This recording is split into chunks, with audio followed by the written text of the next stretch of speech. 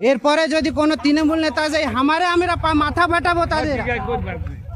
আমাদের কষ্ট কে বুঝবে? আজ দিদি বুঝছে না, আজ টিএমসি নেতারা বুঝছে না, কে বুঝবে? আজকে আমরা এই কাদা ঘাঁটছি। আজ এখানে 150 জন পরিবার আছে, 150 জন পরিবারে 1 থেকে 1.5 কিলোমিটার রাস্তা ঘিরে আছে। এগরায় চাঁদাতুলির রাস্তা মেরামত, গ্রামবাসীর তৃণমূল নেতাদের হাত পা ভেঙে দেওয়ার হুমকি স্থানীয়দের। পূর্ব মেদিনীপুর জেলার এগরা বিধানসভার জেরথান গ্রাম পঞ্চায়েতের অন্তর্গত আলমগিরি তালপুকুর গ্রামে প্রায় 50টির বেশি পরিবার বসবাস করে, যাদের যাতায়াতের প্রধান মাধ্যম। প্রায় 1 কিলোমিটারেরও বেশি রাস্তা সংস্কার হয়নি দীর্ঘ 15 বছর ধরে। প্রায় 1 কিলোমিটারেরও বেশি রাস্তা সংস্কার হয়নি দীর্ঘ 15 বছরেরও বেশি সময় ধরে। একাটু কাদায় রোগী থেকে ছাত্রছাত্রী প্রত্যেকেই কষ্ট করে যাতায়াত করতে হয়। এলাকাবাসীদের দাবি, ভোট এলেই তৃণমূল কংগ্রেসের নেতারা আসেন এবং প্রতিশ্রুতি দেন, ভোট পেরিয়ে গেলে রাস্তার কথা ভুলে যান। দীর্ঘ 15 বছর আমরা তৃণমূল কংগ্রেসকে ভোট দিয়ে আসছি, এখনো রাস্তা হয়নি। এরপর কোন তৃণমূলের নেতা ভোট চাইতে এলে হাতুড়ি দিয়ে হাত পা ভেঙে দেব। সামনেই বর্ষার মরশুম, রাস্তা শেষমেশ বাধ্য হয়ে গ্রামবাসীরা নিজেদের অর্থে মোড়াম কিনে খুদে স্কুল পড়ুয়া থেকে মহিলা ও বৃদ্ধ সকল মিলে মেরামত করতে নামলেন। এই ব্যাপারে স্থানীয় গ্রাম পঞ্চায়েতের প্রধান কোনো প্রতিক্রিয়া দেননি। এগরা 1 নম্বর পঞ্চায়েত সমিতির সহ সভাপতি সত্য চক্রবর্তী বলেন, পথশ্রী প্রকল্পে প্রচুর রাস্তার কাজ করা হয়েছে। ঠিক কি কারণে এই রাস্তার কাজ হয়নি বিষয়টি খতিয়ে দেখে দ্রুততার সঙ্গে রাস্তাটির কাজ করার চেষ্টা করব। আজকে আপনারা পথে নেমে বিক্ষোভ করছেন, কি কারণে? বিক্ষোভ করার কারণ হচ্ছে, এদিকে আমরা 15-20 বছর ধরে এই রাস্তায় হাঁটাচলা করছি। এখানে 15-20 বছর ধরে তৃণমূল শাসনে আছে। আমরা তৃণমূলকে ভোট দিই প্রতি বছর। এখানে জিতার সময় যখন ভোট নেবে সব প্রতিশ্রুতি নিতে আসবে যে আমরা রাস্তাঘাট আপনার তৈরি করে দেবো, আপনাদের কোনো অসুবিধা হলে আমাদের বলবেন। আজকে এই 15-20 বছর ধরে জিতছে, অথচ আমাদের 1 টাকার কোনো কাজ হচ্ছে না। এরপরে যদি কোনো তৃণমূল নেতা যায় আমরা মাথা ফাটাবো তাদের। আমাদের কষ্ট কে বুঝবে? আজ দিদি বুঝছে না, আজ টিএমসি নেতারা বুঝছে না, কে বুঝবে? আজকে আমরা এই কাদা ঘাঁটছি। আজ এখানে 150 জন পরিবার আছে, 150 জন পরিবারে 1 থেকে 1.5 কিলোমিটার রাস্তা ঘিরে আছে।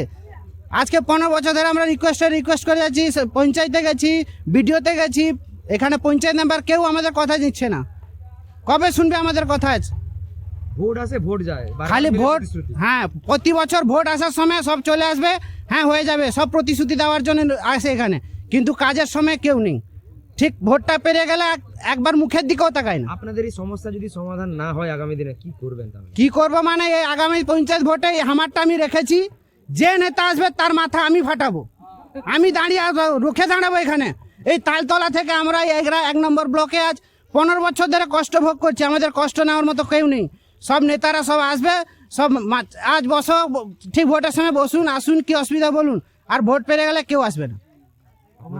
আমার নাম শিবু গায়েন। কি হয়েছে আজকে আপনারা রাস্তায় নেমেছেন কাজ করতে? কি এটা হচ্ছে আলমগিরি তালতলাও। এখানে রাস্তা মানে কাদা ভর্তি রাস্তা দেখতে পাচ্ছেন। এটা 15 বছরের আগেকার রাস্তা, স্কিনের রাস্তা, 15 বছরের স্কিন, কিন্তু এখনো এ অবধি রাস্তা আমরা পাইনি। আমাদের ছেলে কষ্ট করে পড়াশোনা করতে যাচ্ছে, আমাদের বাড়িতে হয়তো কোনো অসুস্থ রোগী, তাদেরকেও নিয়ে যেতে আমাদের অসুবিধা হয়। আর গর্ভবতী মহিলা, তাদেরকেও নিয়ে যেতে আমাদের অসুবিধা হয়। এই কাদা নিয়ে যেতে পারি না। এই অসুবিধার জন্য, সেই অসুবিধার কথা ভেবে আমরা সবাই গরিব মানুষ, তবুও টাকা দিয়ে নিজেরা এই রাস্তায় নেমে কাজ করছি, মোরাম ফেলাচ্ছি, আমরাও কাজ করছি। হ্যাঁ, তাই আমরা মাননীয় মমতা দিদিকে জানাতে চাই, মুখ্যমন্ত্রীকে জানাতে চাই যে আমাদের এই অসুবিধার কথা আপনি একটু বুঝুন। এই রাস্তায় আমরা কি করে চলাফেরা করব?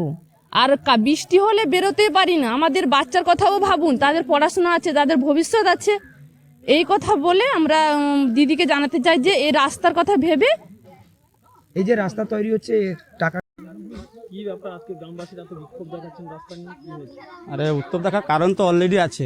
তো আপনি 2024 ডিসেম্বর দিকে আমাদের প্রথম বললেন, আমাদের সংসদে যিনি জিতেছিলেন আমাদের, উনি বললেন যে এখানে ঢালাই রাস্তা হবে। তো কিসের না পথশ্রীর নাম দিয়েছি। তো পথশ্রীর নাম দিয়েছি, ভালো কথা। তো পথশ্রীর নাম দিয়েছি, উনি বলেছিলেন।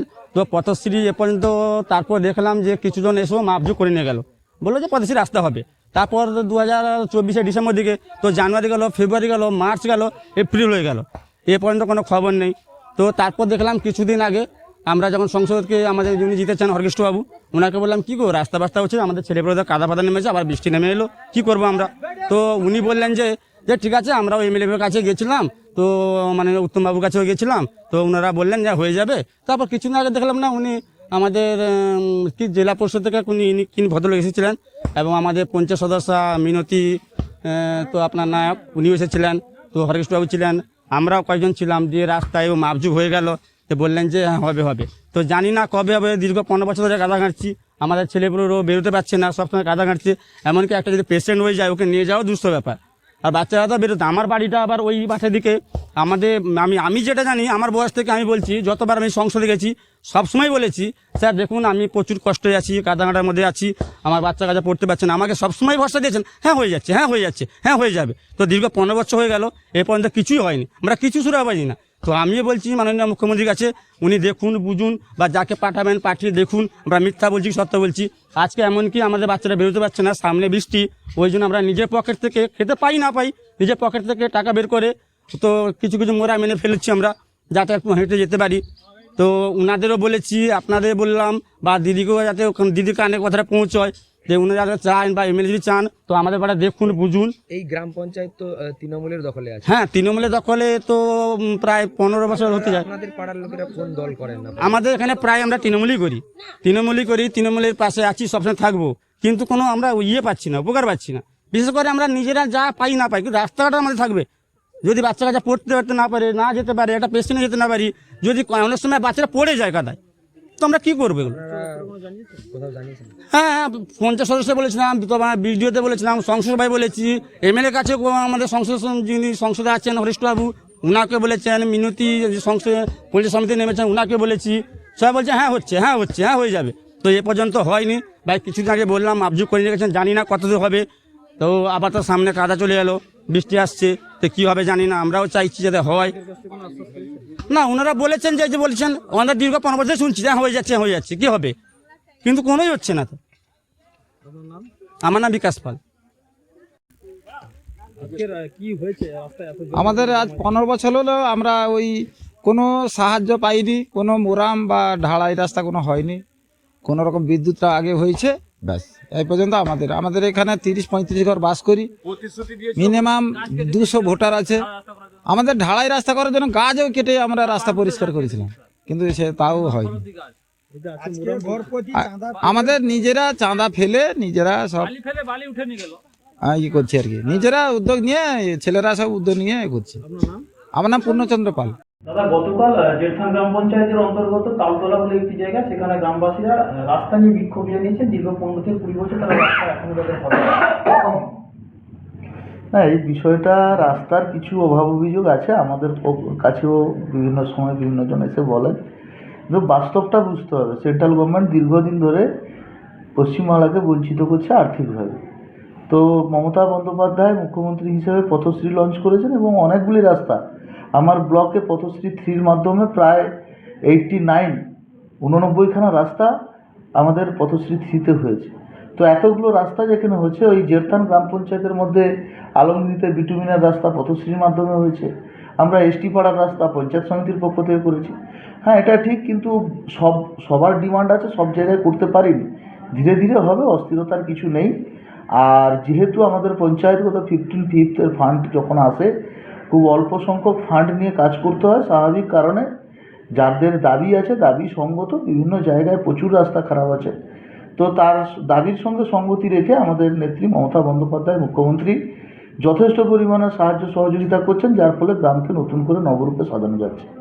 তো এই জায়গা থেকে আলমগীর যে ডিমান্ড আছে আমরা খতিয়ে দেখে নিশ্চিতভাবে ব্যবস্থা গ্রহণ করব। এলাকাবাসীর দাবি দীর্ঘ 15 বছরের অধিক হয়ে গেছে, বিভিন্ন নির্বাচনে মানে বার হয়ে গেছে, তাও এখন পর্যন্ত। দেখুন, নির্বাচনের সাথে উন্নয়নের কোনো যোগ নেই, কারণ উন্নয়ন নিরন্তর গতিতে চলবে। একটা নির্বাচন যাবে, একটা নির্বাচন আসবে, তো নির্বাচনের মতো হবে। যদি এতদিন ধরে না হয়ে থাকে, নিশ্চিত তারা মাস পিটিশন থেকে শুরু করে তারা কোথায় কোথায় অভিযোগ করেছেন তার ডকুমেন্টারি শো করার দরকার। তো মুখে আমি 15 বছর, 20 বছর, 25 বছর বললে হবে না। আর গ্রাম্য রাস্তা আগে মোরামিকরণের মাধ্যমে মানুষজন বেরোতো, এখন কংক্রিট 100 মিটার রাস্তা করার জন্য প্রায় 3 লাখ টাকার এস্টিমেট হয়। তো স্বাভাবিক কারণে বিপুল পরিমাণ অর্থের দায় নিয়ে কাজ করতে হচ্ছে। তো সে জায়গায় যাদের দাবি আছে, রাস্তা বহু অংশে বহু জায়গায় খারাপ আছে, তাদেরকে গুরুত্ব দিয়েই আমরা এগুলা এক পঞ্চায়েত সমিতি এবং পঞ্চায়েত প্রশাসন জেলা পরিষদ সহ সর্বস্তর থেকে আমরা চেষ্টা করছি যত দ্রুততার সাথে রাস্তাঘাট করা যাবে ততই মানুষজনের পরিষেবা ভালো হবে। গ্রাম পঞ্চায়েতের মতো তালতলা বলে একটি জায়গা, যেখানে গ্রামবাসীদের অভিযোগ দীর্ঘ 15 বছরের অধিক রাস্তা হয়নি, এখনো কাঁচা রাস্তা রয়েছে। সেখানে গ্রামবাসীরা বিক্ষোভ দেখাচ্ছে এবং নিজেদের টাকা দিয়ে রাস্তা তৈরি করছে। দেখুন, প্রথমেই বলি আপনাদের মারফত আমি ভিডিওটা দেখলাম, সেখানে দেখা যাচ্ছে যে এখনও তো বৃষ্টি আসেনি, বৃষ্টি আসতে অনেকটা সময় বাকি আছে। তার মধ্যেই যে রাস্তার বেহাল অবস্থা, সেই রাস্তা দিয়ে প্রসূতি মা, বাচ্চা ছেলে তার গন্তব্যস্থলে যাবে। এই তো দুর্ঘটনা হয়নি, কিন্তু পরবর্তী মুহূর্তে যখন দুর্ঘটনার সম্মুখীন হবেন তখন সাধারণ মানুষ, তখন কি পরিস্থিতি হবে? একটি সরকার আজকে 15 বছর ক্ষমতায় রয়েছে, রাজ্যে রয়েছে এবং অঞ্চলে রয়েছে। তো সেক্ষেত্রে এখনও মানুষের মৌলিক অধিকার ফিরিয়ে দিতে পারলো না। রাস্তাঘাট, পানীয় জল, বাসস্থান কিংবা বিদ্যুৎ, এখনো পর্যন্ত কেন মানুষ এখনও তার মৌলিক অধিকার থেকে বঞ্চিত থাকবে? আর কবে তার মৌলিক অধিকারটা পাবে? একটা সরকারকে 15 বছর মানুষ সময় দিল, আরও কত বছরের সময় দরকার আছে? এটা নয়, এটা শুধুমাত্র কাটমানি খাওয়ার একটা পরিকল্পনা। রাস্তা হওয়ার জন্য হয়তো দেখা যাবে অর্থ বরাদ্দ হচ্ছে, সেখানকার তৃণমূল নেতারা যারা গ্রাউন্ড স্তরে আছেন এবং সেই কাটমানি খেতে খেতে বিধায়ক থেকে শুরু করে রাজ্যস্তরীয় নেতা পর্যন্ত হয়তো কাটমানিটা চলে যাচ্ছে। এই শুধুমাত্র ভোট এলে দেখা যায় যে মানুষের ব্রেন ওয়াশ, রাস্তা করে দিব। কারণ আমরা তো দেখেছি, আমরা ইতিহাসে পড়েছি যে মানুষ যদি শিক্ষিত হয় তাহলে প্রশ্ন করতে শুরু করবে। অর্থাৎ এখন বোঝা যাচ্ছে মানুষকে যতটা বোকা বানানো যায়, রাস্তা যদি করিয়ে দেওয়া যায় তাহলে আর কোনো ইস্যু থাকবে না। ভোট এলে নেতারা কী ইস্যু নিয়ে যাবে মানুষের কাছে? এই প্রতি বছর প্রত্যেকটা নির্বাচন এলে ইস্যু তৈরি করো, ইস্যু তৈরি করে রাস্তা করে দিব, তোমার বাড়িটা তৈরি করে দিব, বা তোমার বাথরুমটা তৈরি করে দিব, এই সমস্ত প্রতিশ্রুতি দেওয়ার মতন তো থাকবে না।